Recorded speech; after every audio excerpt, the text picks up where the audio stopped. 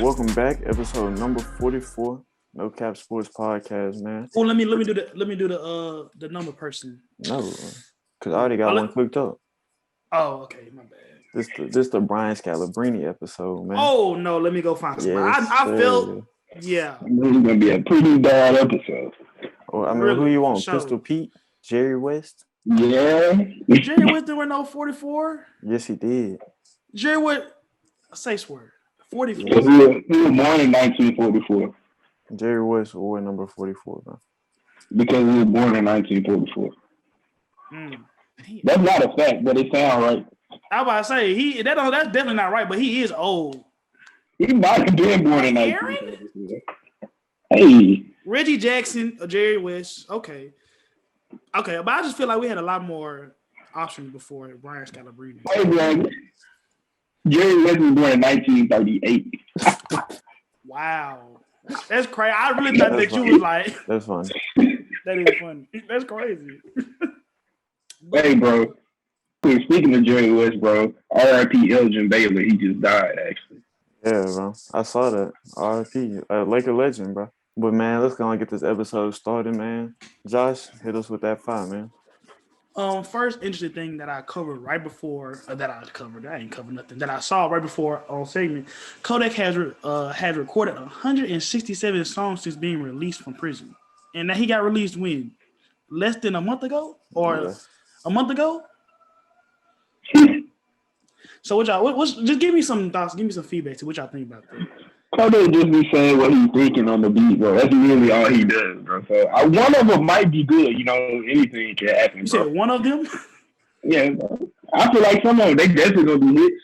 You said one of them. I was about to say, I think he had more than one. But what do you think, Nick? I feel like, sometimes when you're an artist, bro, you go to jail, you got all that time. You get on your pad, you write some stuff out. The only thing I'm concerned is a lot of those songs might sound exactly the same. You know what I'm saying? So hopefully he got some heat in there. I mess with Kodak a long way, though. So I know he got a couple bangers in there ready for us. Because the junk he dropped with Lil Yachty, that was a banger. Yeah, it's just crazy that I had to skip Lil Yachty verse, on that. You so sweet. Nah, I'm wide awake, but that ain't what's keeping me awake. But regardless, we got another black man is home, and I think that's a lot of songs to be in 30 days. But I mean, like you said, man, he really just talking and putting his thoughts in all that, like you said, Nick, too, just all that extra time he had up on the song. And I don't know if it's gonna be good or bad, but I think it'll just be interesting, for the most part. Somebody go through a traumatic experience like that. We saw it with Gucci and things like, coming home and people think he clones and dealing with different, millennial issues. So I'm interested. I'm interested to see how far this will stretch. Like that's a whole catalog worth of music. But I'm just really interested to see how much we'll see in the album from this 167. Polo G just came out with a freestyle mashup. He went over. It was like 3 minutes 30 seconds long. He went over 3 popular beats. He did the beatbox challenge. He did No More Parties. What's a girl named Coi Leray? And then he did Whoopty. They were all like he posted them on TikTok. So it was interesting. We haven't heard anything from Polo G this year, I don't believe, except a single.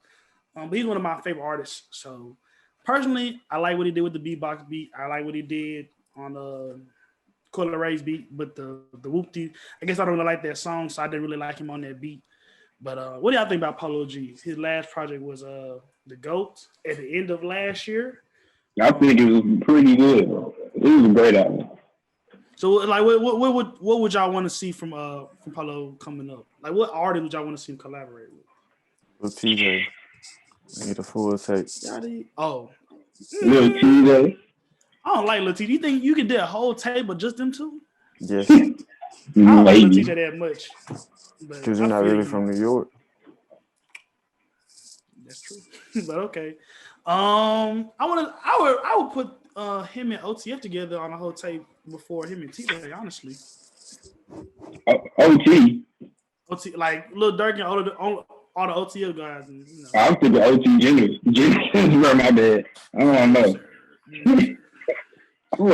Not in love with the Coco no more. Yeah, bro. But we I got don't know. two or more Memphis guys coming out lately with some new stuff. Lil Migo, King of the Trap. Your friends on there, Nick, Fresco Trey. Tell me a little bit about that. I'm gonna keep it a stack. I'm not a Lil Migo fan. Haven't listened to the tape. Haven't listened to the song. I heard a snippet on Trey Instagram that just sounded kind of hard, but I'm just not a Lil Migo guy. But I will say the tape I've been on heavy recently is 007 tape. His latest tape, that joint was hard. I feel that. He is kind of, one of the guys bull up in the city. But this is the first time you're not a Lil Migo fan? No, I did not realize that about you. not a Migo fan. Crazy. My friend talking crazy in the group chat. Hold on, bro. Start recording it. No, it's still rolling. Nah, bro. What's up with dude? Like, you feel me? I'm finna disrespect it right now. Hey, I'm just gonna. Hey, that shit. Oh, that's crazy because I did want to tell him something, but I'm in quarantine. Nobody looking at me right now. My girl still love me. Last guy for our segment, Clay Crucial. He just dropped the album. If We Must Die. One of his lead single is actually he signed to Atlantic, and it's like the official song for the Toronto Raptors. Something crazy like that. So now we've got to see, a full slate of March Madness games. So let's talk about it. First off, I want to talk, what has been the biggest surprise of March Madness so far? Definitely Oral Roberts if you had to, put a name on it for a variety of reasons. But they had the nation's leading scorer coming in, but 15 seed, you automatically just gonna throw them in the L column. So for them to make the last 15 seed to go this far was Florida Gulf Coast. Mm-hmm. So it'll be interesting. I knew that the tournament was gonna be thrown off because of COVID, but I don't think anybody saw all this happening, really. Yeah. And to your point, Oral Roberts is only the second 15 seed.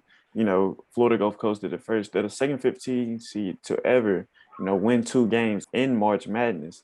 And, they're led by, a veteran team, Abrams in the backcourt and O'Banner in the front court. And this is a team, like Dickie V said earlier on ESPN, this is a veteran-led team. And we're seeing this year in March Madness, a lot of veteran-led teams are having a lot of success. So what about you, Vance? What's the biggest surprise in March Madness so far to you? Bro, there's no doubt it's Oral Roberts. Like when I was looking at the tournament, I didn't look in depth in them at all, bro. So I'm thinking, okay, they got 10 losses, bro. They not about to do it. Like, if you got 10 losses and you a mid-major, bro, it's like no. And to win 2 games convincingly, like they look like the better team in both games. It didn't look like left or anything. Mm-hmm. Hey, it's Oral Roberts, bro. They looking good too. Yeah, Oral Roberts is really coming out hooping, bro. But I'm gonna be honest with y'all, bro. I told y'all this last week. I had Illinois to win March Madness. So for me, the biggest surprise was Loyola coming out in the round of 32 and really handing it to Illinois, bro. That not only did they win, bro, but they won convincingly, and that really surprised me because that Illinois team was a team I had a lot of faith in. And they just let me down like that, bro. Bro, Illinois is the truth, though, bro. Like, they're, legitimately, they were top 10, I believe, in KenPom, bro. If you that talented, I actually had them beating Illinois in my bracket. I was like, bro, Illinois is good, but they kind of overrated. They got 2 superstars.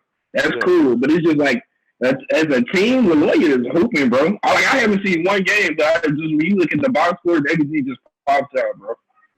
Yeah. I want to talk about the Midwest region overall. You look at the Sweet 16, they have 8 seed Loyola, 12 seed Oregon State, 11 seed Syracuse, and 2 seed Houston.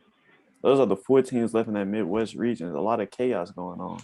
So just what would you guys attribute to those 4 teams' success and making it to the Sweet 16, knocking off the 1 seed Illinois, and just, it's just been an upset-filled region. So I just want to see what you guys think about that. I don't know. The one thing that I see that pops out of all of these teams is great guard play. Other than Loyola, they have good guard play, but the other 3 teams have great guard play. So for Houston, you got Quentin Grimes. For Oregon State, you got Caleb Thompson. For Syracuse, what's his name? Oh, Buddy Bellingham. He's been going crazy. It's like you got 3 superstars at the guard position, and that's what you need to go deep into the NCAA tournament. Yeah.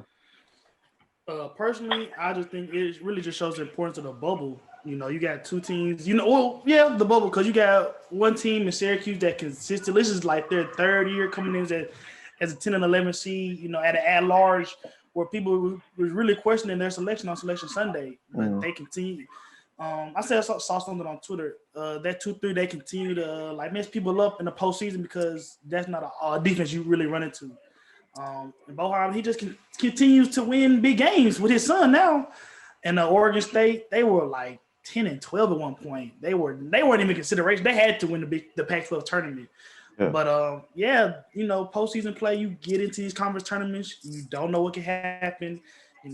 Guys get hot at the right time, and stuff like this happens. How many guys? I mean, I knew Ethan Thompson a little bit just because I seen him on the circuit. But how many guys really knew him before 2 weeks ago when Oregon State won on that run?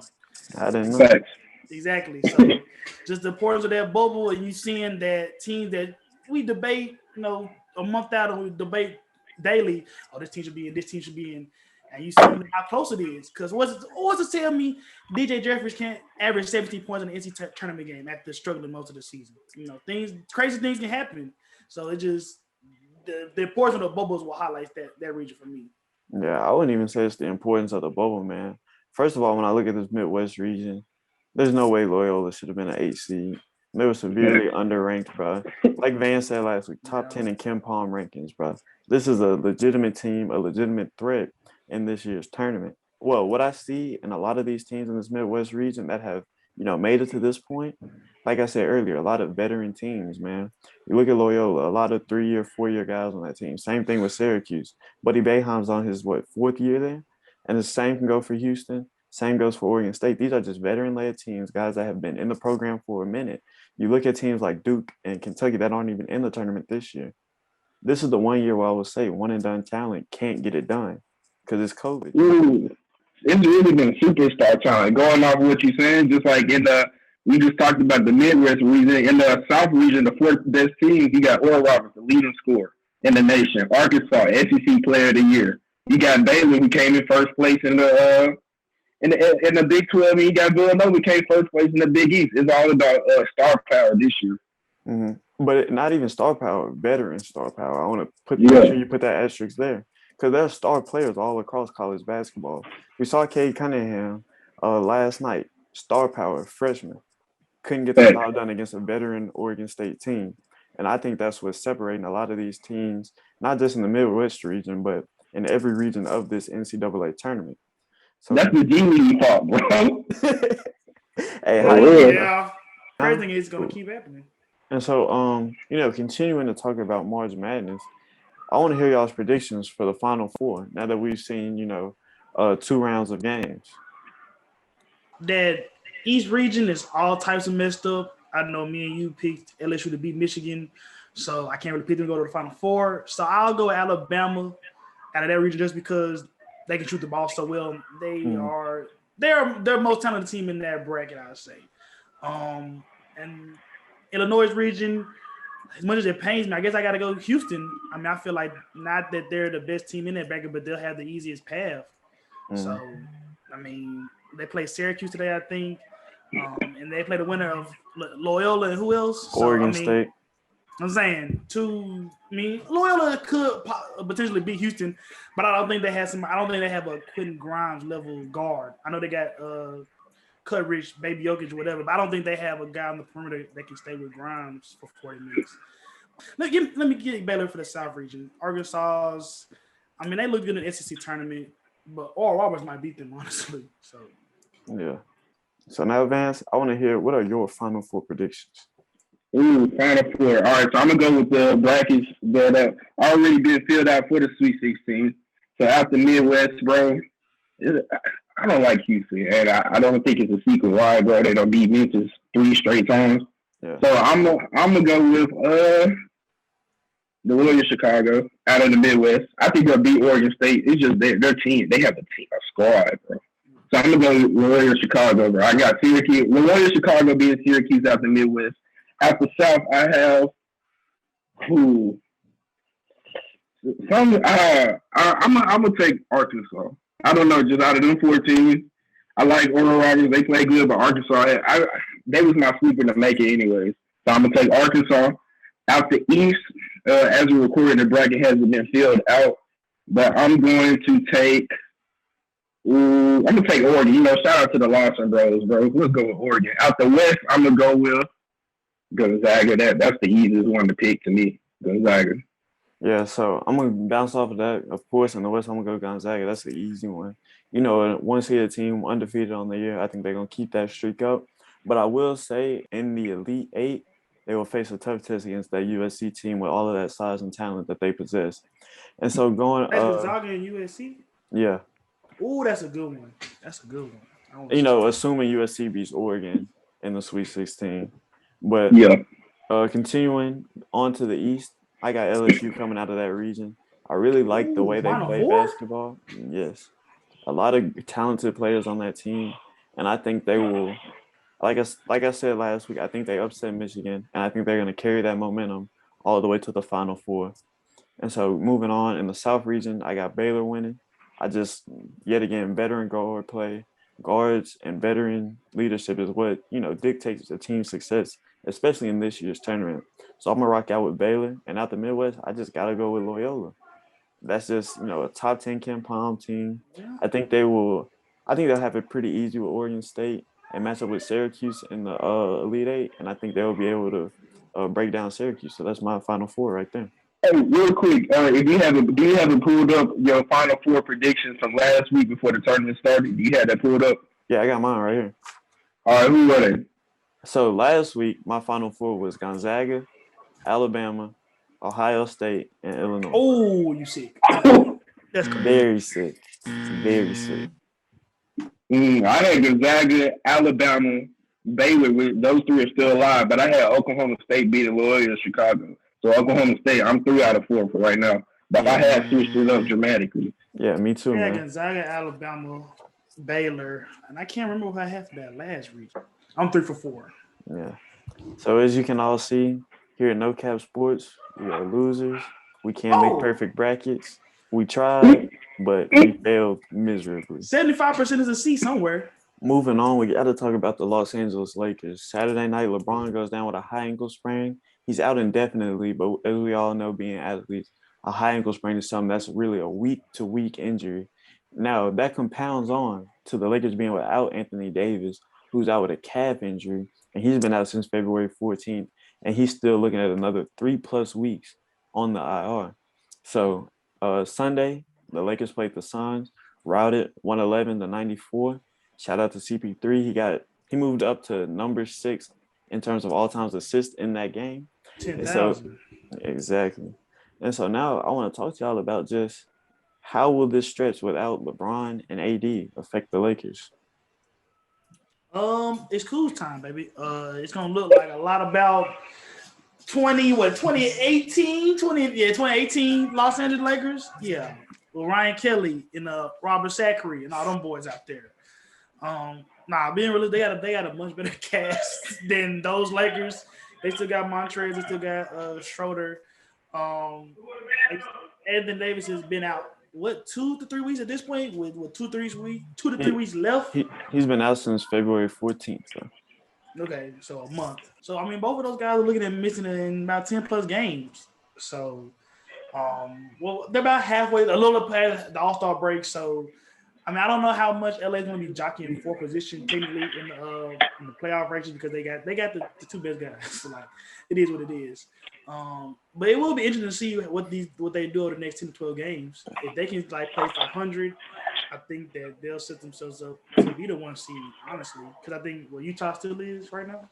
Yeah. So right now the Lakers are currently the 3rd seed in the West, but they only have a 1.5 game cushion on the Clippers and a 2.5 game cushion on Portland. The Western playoff race is very tight this year. Okay, give them 6-6 over the next 12 games, and then LeBron and AD, to get a little ramp to just get back acclimated and get ready for postseason. I mean, I can see them, turning into a good 1 seed. I think because I'm not a Utah believer, so I just think that all they got to do right now is stay afloat. You think they're gonna beat New Orleans at New Orleans? The Pels? No. You think they'll beat Philly? No. All right, here we go. A 2-game win streak right here to even that out. Cleveland and Orlando. They'll split that at the very least. Yeah. I think they'll split that, Cleveland and Orlando. The Bucks, I'll chalk it up as an L, bro. So that we'll just say they're 1-4. Sacramento, the That's how you Kings, feel. maybe. What y'all think? The Kings, I'm taking the Kings. the Clippers, the Raptors, the Heat, the Net. Dang, hey, this schedule kind of hard, bro. That's what I'm saying. This is gonna be a tough stretch That's for the what Lakers, bro. but Say so, Vance, as a Laker fan, are you concerned? No, it really doesn't matter, bro. Bro, it's like it's still not gonna be full capacity fans, so they still just gonna be out there hooping. So it's just them. When they're healthy, 2 months from now, that's when they gotta be healthy. They're both LeBron and Anthony Davis will be healthy by what's today, March 22nd. By May 22nd, they will be healthy, and that's all that matters. You're gonna Yeah. be the two best players with Schroeder. Just gotta get rid of Wesley Matthews, and they're gonna be straight, bro. But my thing is, bro, you're playing in a tough Western Conference. You see these guys, potentially having the Lakers slide down into the bottom half of the conference. I can see them, losing home court advantage. And that's, even though there are no fans, that's still a plus to having home court in the playoffs. And so looking at this Lakers team, when both LeBron and AD are on the court, this team is plus 14.6 in terms of net efficiency. But when both of them are off the court, the team has played 463 minutes with both of them off the court. The team is negative 4.2 in terms of net efficiency. I think this stretch without LA's two biggest stars could potentially get scary for this team and see them take a dramatic slide down the Western Conference playoff ladder. You a hater though. That's the thing. Like, what do you think, Josh? Nick Bean don't count. It's too biased, bro. He gave facts, but it's still too biased, bro. I don't like it. But I'm just, I mean, Vance, be honest. Be honest. Who's the best player on the team right now? The Lakers, Yes, without LeBron and AD.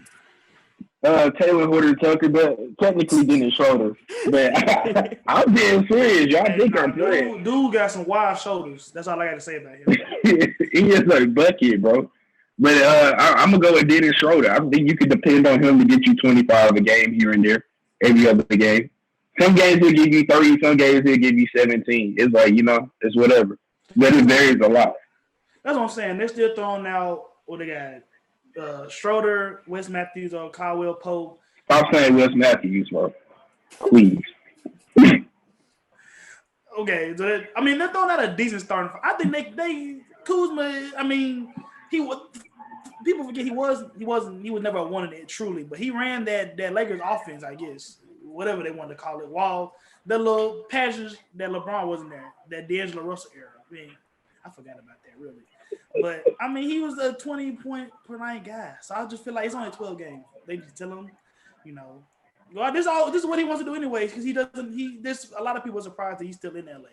Just go out there, shoot, get your little 20 points a game. Schroeder and Montrez are going to handle the defensive responsibilities, and they can come out 5 games out of 12. Right. Come back, and then we'll be straight. So I want to ask y'all something. The NBA trade deadline is March 25th, 3 p.m. Should the Lakers be active at the trade deadline? And if so, for who? For who? They need to get Wesley Matthews out of the rotation. Anyway, some way, somehow, somewhere. Please. That man, bro, for cash considerations, bro.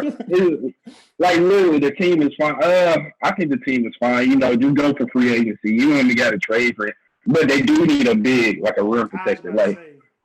Like last season, until the playoffs hit, when everybody went small ball on the bubble, bro, JaVale McGee and Dwight Howard were pretty important to their success in the regular season last year. Yeah. So, I mean, getting the big, they might be able to do that in free agency, or they might be able to, trade, but I don't want to get rid of anybody with value. You know what I'm saying? Yeah. Like, I don't want to have to get rid of Alex Caruso just to get a bid.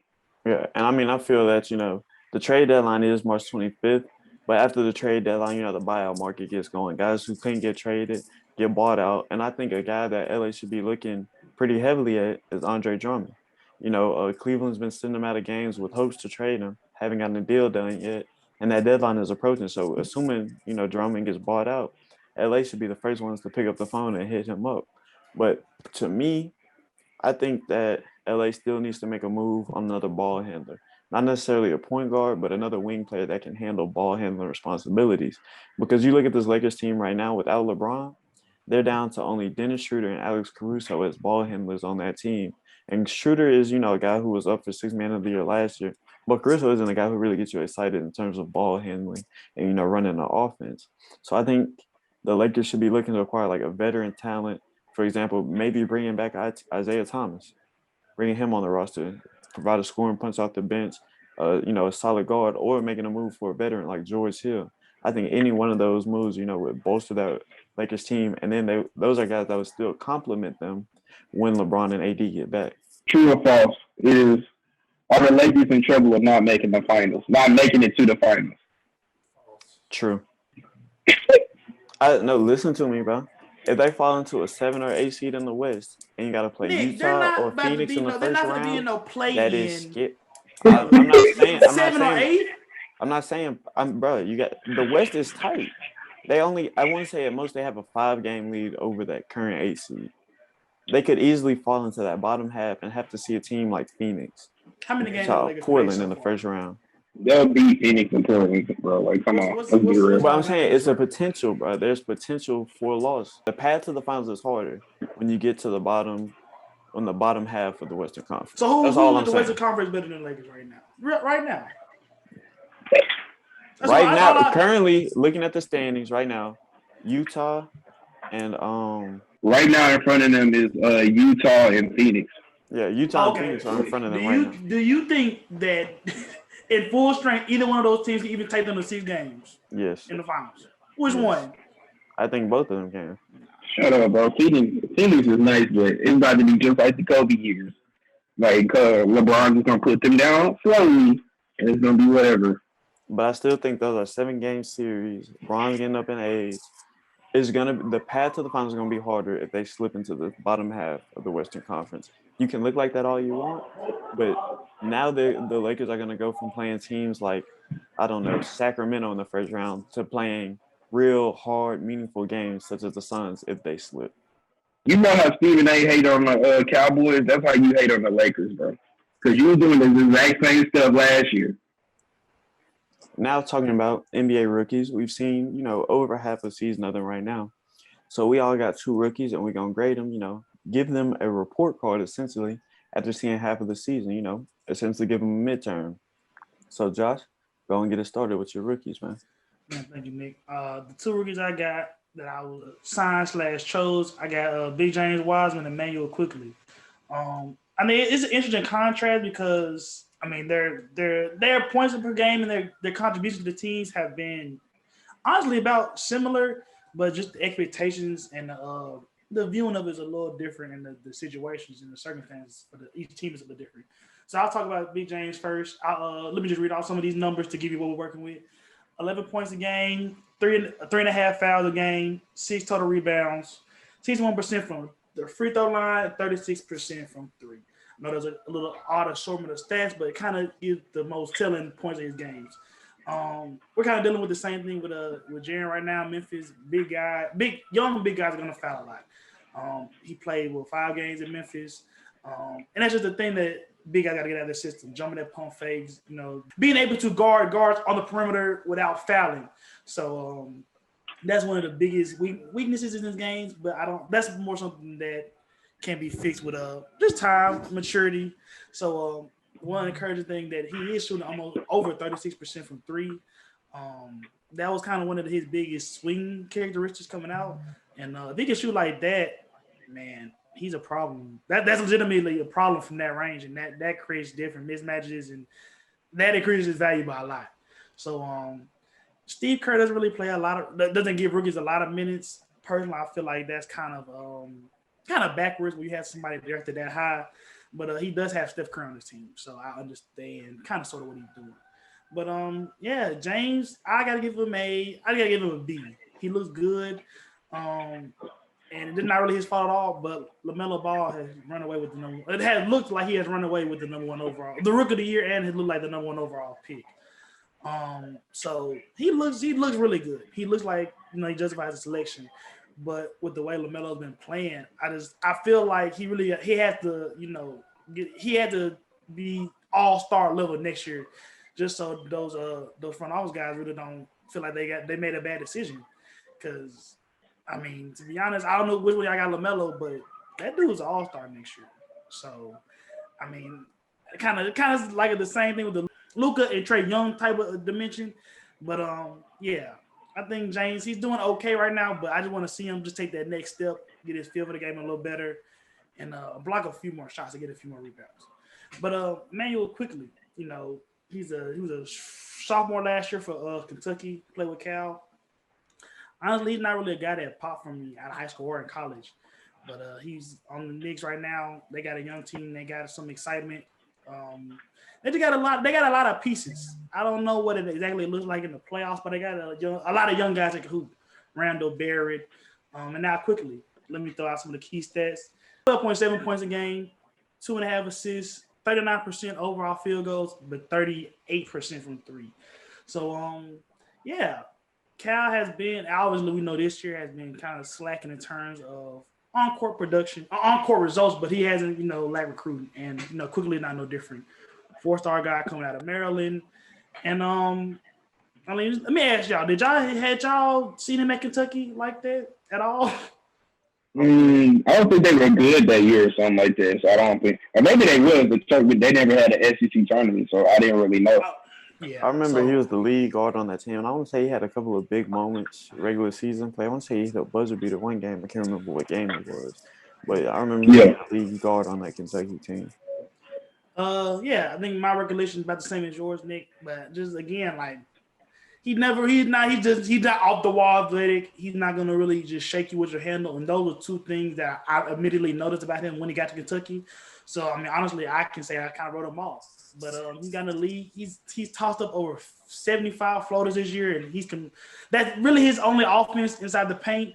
So I said the 39% field goal percentage because I want to see him try to finish a little better around the rim, because if you're one of those guys that can't really get to the paint but can't really convert, your value goes down a little bit. You become a high end backup point guard. But yeah, Quigley has, I mean, as a late first rounder, to be in the running for rookie of the year, that's pretty impressive. And I think that he can turn himself into a Monte Morris type of guy, efficient 3-point shooter, high assist, low turnover guy.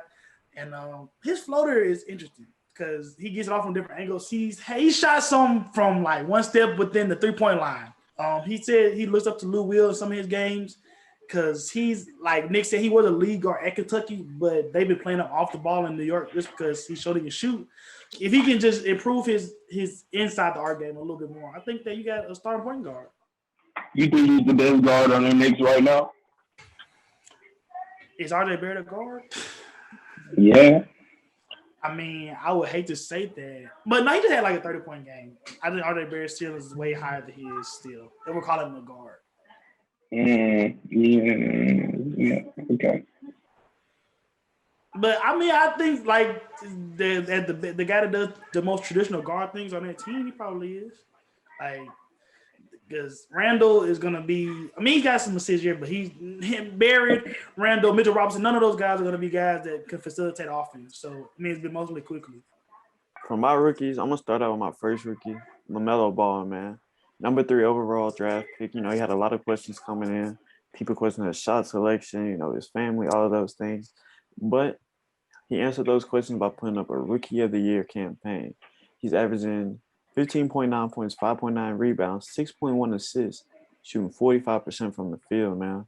And even though he didn't start the first 20 games of the season, because Borrego had a lot of veteran guard options on that team, you think about Devontae Graham and Terry Rozier, LaMelo Ball started the last 21 games for the Hornets and, really showed improvement in each of those games.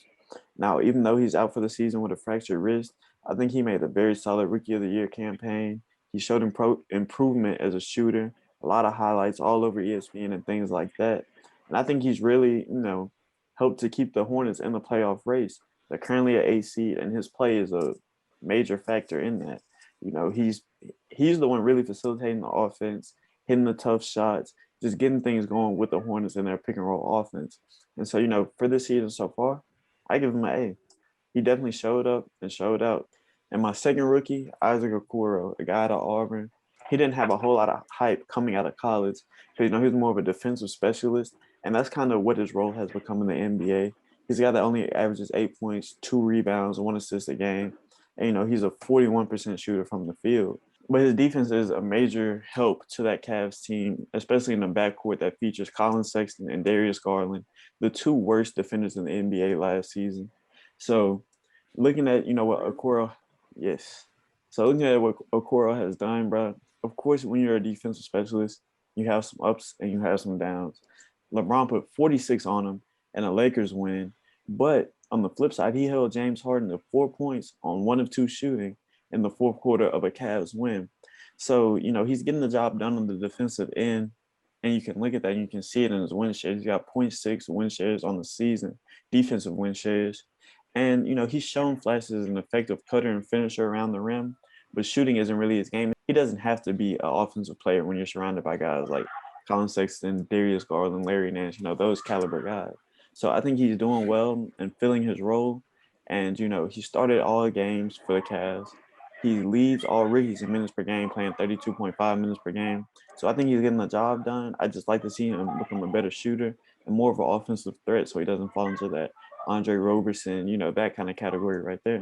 So far in the season, I give him a B- grade. Didn't he dunk on Tatum too? Or did I imagine that? He might have. Celtics kind of boo this year. You know who did dunk on somebody this year? Anthony Edwards. My rookie, Anthony Edwards. Let's get it, man. Hey, averaging a rookie high of 16.7 points per game with 4 rebounds, 2 assists, and a steal average to go along in that game. And my guy, he's recently been he just got put into the starting lineup just 10 games ago. So I'm about to read out his points per game over the last 10 games with the points he averaged. So when he first started his first game 10 games ago, 21 points, 21 points, 24 points, 19 points, 27 points, 21 points, 34 points, 29 points, 42 points, and he just had 11 points, but he had 10 rebounds and 6 assists to go along with it, bro. He doesn't even like to play basketball. He just does it because he's good at it. He claims he's good at everything he do, and I believe him. And so my second rookie, I'm going to go with Tyrese Halliburton, the guard out of Iowa State. I like what he's been doing. He's not even – I don't even think he's starting there right now. They still got De'Aaron Fox and Buddy Hield. But he's averaging 12.4 points per game, 5 assists, 3 rebounds with a 5-to-1 assist-to-turnover ratio. Jeez. Currently, he has a PER of 16.61. And, I just like the way he's a smooth guard. Like, I remember Josh gave a report on him before draft day. He said his jump shot ugly, but at least they go in because he's shooting 41% from 3-point range. So, yeah, I like what I see from him also. He could be a guard of the future. He could be an off guard, or he could be the point guard running the show. And then just real quick, shout out to Desmond Bain, rookie for the Grizzlies, keeping them afloat, playing 500. Jared Jackson Jr. is coming back soon. Yeah. I just want to say, add on, like you said, Vance, after LaMelo, the rookie I would take is Halliburton. And I really like to come out of Iowa State, long, 6'5", 6'6", play defense, shooting 40% this year. And he'll take one of them jobs. I don't think it'll be De'Aaron Fox. It'll probably be Buddy Hield. I don't know how well they'll be able to shoot together alongside each other. Neither one of them is – I don't know. Halliburton is a plus shooter. It's shooting like a plus shooter, but it just doesn't look good. It looks like he hurts himself when he shoots, but it's still going in. But no, I think like Halliburton, he does a lot of the things that LaMelo does at like 85%. 85% as well. He's not just the rebounder that he is, but I think those guys can go neck to neck for the next 5 to 10 years if they can stay healthy. So of course we're gonna close this episode out with another segment of game balls. I'm going to go first, and I got to give my game ball to Buddy Boeheim. He's made 13 threes in his first 2 tournament games, bro. That's a team record. Adding on to that, 55 total points in Syracuse's first 2 games. That's third most in team history, bro. And so far, he's led Syracuse to the Sweet 16 through 2 tournament games. He's averaging 27.5 points, 3.5 rebounds, and he's shooting 58% from 3, bro. He's doing a lot to make his dad proud. And hopefully they keep dancing, man. So I got to give Buddy Boeheim my game ball. Man playing for his daddy approval. That's crazy. But, yeah, I'm going to give my game ball to North Texas to Javion Hamilton. A Memphis guy, attended Ridgeway High School. No D1 offers out of high school, so he went to Milo. And he was committed to Buffalo, but then he got a late UNT offer. Smooth game, lefty. You got that. You know how we do it where we from. So yeah, he beat who did he beat? Who was the 4 seed that he beat? I can't remember, but he looked excellent all Purdue. game. They beat Purdue. Thank you. I would say some nondescript team. His dad is doing the whole black graduation thing with the iPad in the stands. It was a good, and they had their AD has a Memphis connection, something like that. But regardless, that's the type of game that puts somebody into NBA consideration. 24, 11, 5, showing that you can get to the anywhere on the court you can at any point. They got beat by Villanova pretty bad that I saw, but regardless, I showing like that on the national stage, especially for a guy that didn't come in with just a whole bunch of recognition and kind of did fight for his spot. It was good to see him get his moment. So Javion Hamilton for my game ball. Ooh, I like that, bro. For my game ball, I'm gonna have to give it to Cameron Crutwig, the big man out of Loyola, Chicago. Right now, he has gone through all these conference champions. Ran through Georgia Tech, ACC champion Georgia Tech. Just ran through Big Ten champion Illinois, both by double digits. And guess what? They about to do it again, the Oregon State. So let's get right with Loyola, Chicago. So Cameron Crutwig, he like his nickname Tater, bro. Like something wrong with him. But Nacho Libre. Like it's crazy, like for real. Man, but yeah, I'm gonna have to give it a Crutwig and Lord. Shout out to you know what? Fun fact, bro. Billie Jean was made about Sister Jean. R.I.P. MJ, bro. Hey, my man, you good? All right, and so thanks for tuning in to another episode of No Cap Sports, man. Make sure y'all like, comment, subscribe, and please don't listen to us when we talk about March Madness. Don't put any bets on what we said, because we are not liable for you losing your money. And so with that, bro, we out of here.